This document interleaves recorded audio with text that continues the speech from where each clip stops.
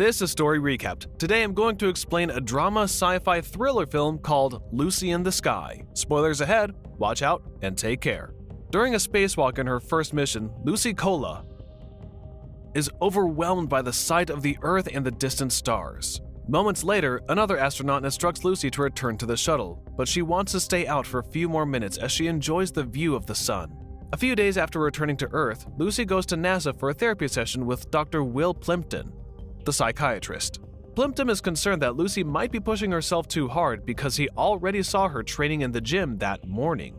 Plimpton tells Lucy about the time Michael Collins flew the Apollo 11 command module. After dropping off Neil Armstrong and Buzz Aldrin, he circled the moon several times. Collins wept when he reached the far side of the orbit after perceiving the darkness of outer space. Then, he wept again when he saw the sun and wrote that he felt truly alone from any known life. Before ending the session, Lucy assures Plimpton that she is doing fine. Later that day, Lucy visits her grandmother, whom she affectionately calls Nana. She checks on Nana's condition and lets her know that she's back from her mission. Nana asks her if she got a medal, but Lucy contends that she's not supposed to get one because she's only doing her job. Lucy then complains that her brother Sebastian dropped off her niece, Blue Iris, at their house while she was in space. When Nana asks about her next mission, Lucy reveals that she is aiming to be on the Orion space mission when it launches in 13 months. Nana encourages Lucy to work harder because she is not getting any younger. While training for the next mission, Lucy meets Aaron Eccles, a robotics specialist. When Aaron asks her for advice, Lucy tells her to do her best to get a seat on Orion. During a launch simulation, Lucy imagines herself going to space. That night, Lucy's husband, Drew, who works as a PR officer for NASA, approaches her to talk about something serious. Before Drew could say anything, Lucy guesses that he's going to ask her to try for a baby after one last mission. Lucy doesn't confirm if she agrees to get pregnant after her next flight. While having a snack at the NASA cafeteria, an astronaut named Mark Goodwin asks Lucy to answer some questions for his younger daughter.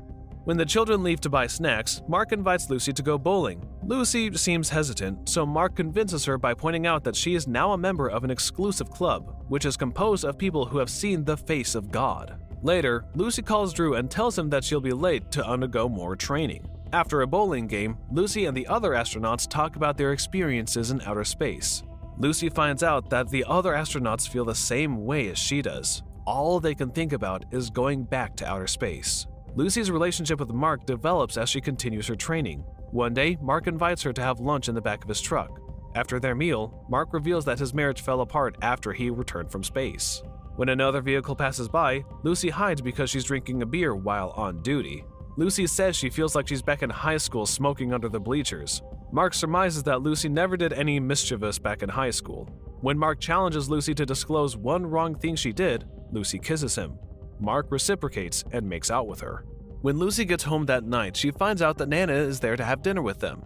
Drew forbids Nana to smoke indoors, so she asks Lucy to get her cigarettes from her purse. Lucy finds a revolver in Nana's purse while looking for the cigarettes. Before giving the cigarettes to Nana, she hides the gun in her bag. While Iris sets the table, Nana jokes that she dropped her father on his head while he was just a baby. Nana then tells Iris to look up to Lucy because she'll guide her properly. Drew wakes up at dawn and finds Lucy sitting on the roof. When he joins her, Lucy laments that people are no longer fascinated by the planet's movement around the sun. Drew thinks that people forget to look up at the sky because they're busy. Lucy notes that the sun rises every 90 minutes at the space station. Drew discloses that he prays regularly because he wants Lucy to return safely after the mission from outer space. Lucy argues that she's already home, but Drew says he doesn't think she is.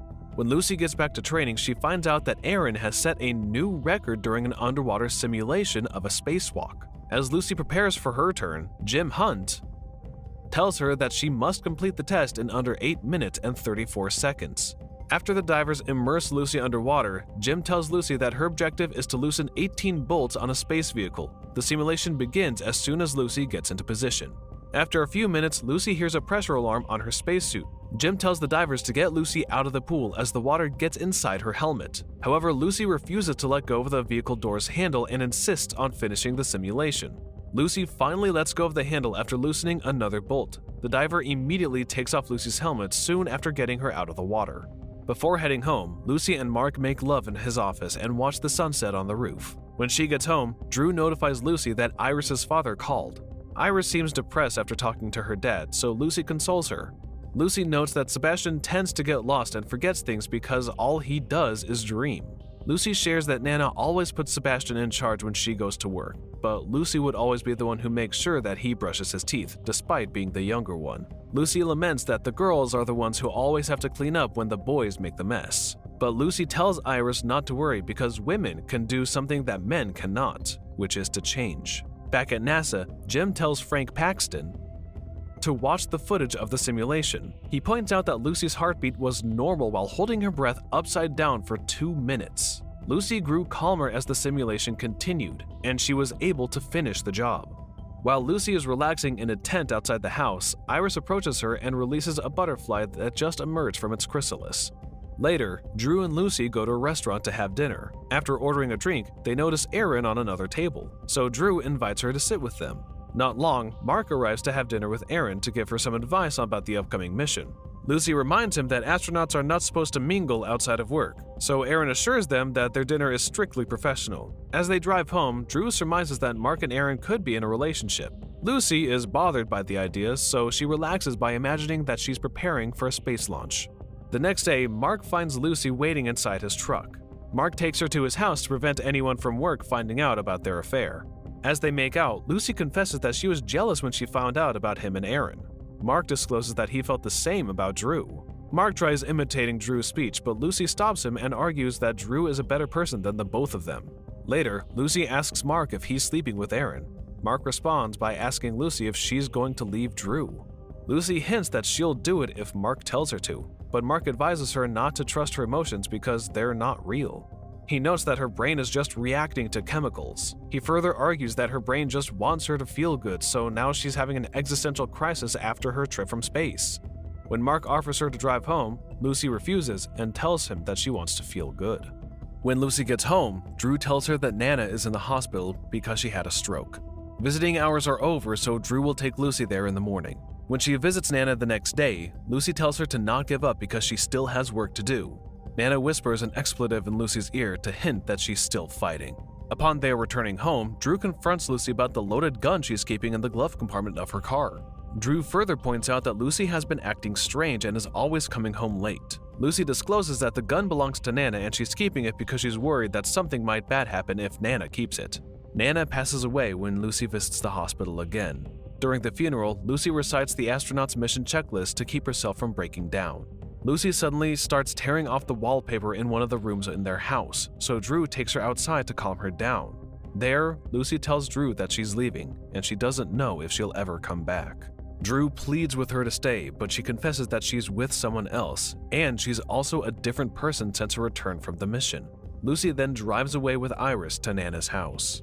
When they arrive, Iris asks her if her life with her deadbeat father will be as good as it gets. Lucy reminds her that she also had a deadbeat father and a drunk mom, and she was still able to get to outer space. The following day, Lucy listens to the radio broadcast of Mark's mission to space. Lucy is ecstatic to hear that the rocket took off successfully. She then imagines that she is one of the crew members on this mission. When Lucy reports for work, Paxton calls her into his office to inform her that she can't go on the Orion mission because of her psychological condition. Lucy pleads with him and points out that she's been training hard to get back into outer space, but Paxton contends that she needs to take some time off. Paxton notes that she can train recruits and help engineers with system upgrades until their next mission. Paxton then stresses that Lucy did a fine job as an astronaut, but she became too emotional. Lucy suspects that Mark had something to do with her sudden removal, so she breaks into his office and looks at his emails. Lucy finds several correspondence between Mark and Erin. In the last email, Mark promises to take Erin to San Diego when he returns from space. In an email to Paxton, Mark warns him that Lucy's behavior has become erratic in the past few weeks, so he suggests putting her on a break. Upon Mark's return, Lucy crashes his party and finds out that Erin was picked to be part of the Orion space mission. Lucy then confronts Mark and tells him to convince Paxton to put her back on the mission. Mark thinks that Lucy is having a mental breakdown, so he urges her to see a doctor. Before leaving, Lucy hints that she will retaliate against him and Erin. The following weekend, Lucy wakes Iris to tell her that she's leaving for a mission for a few days. Iris, however, insists on going with her even when Lucy warns her that the mission could be dangerous. Later, the two stop by a store to buy duct tape, rope, drain washing gloves, a hammer, an insect repellent, and a blonde wig. After leaving the store, Lucy calculates the speed that she'll have to drive to get to San Diego at the same time as Mark. While driving, Lucy hallucinates that Nana is in the passenger seat. Nana insinuates that Lucy has become soft because of her affair with Mark, so Lucy points out that she can withstand 8 units of G-force during her mission from space.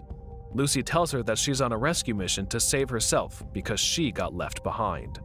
In a message that she left to Paxton, Lucy acknowledges that she wasn't ready for the experience in space, although she was qualified to do the job. She says that she has since learned that going back into space is her purpose, and she needs just a little nudge to get back on track.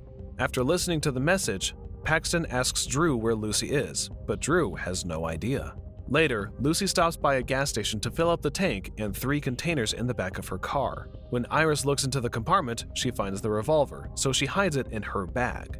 Upon their arrival at the airport, Lucy looks for the gun, but Iris doesn't tell her that she hid it.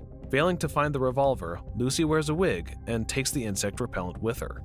Inside, Erin tells Mark that the airline lost her bag, so she has to report it to the office. Mark decides to get the rental car as Erin waits for the airline to find her bag. Not long, Lucy enters the airport and follows Mark as he walks to the parking space. When Mark gets inside the car, Lucy emerges and confronts him.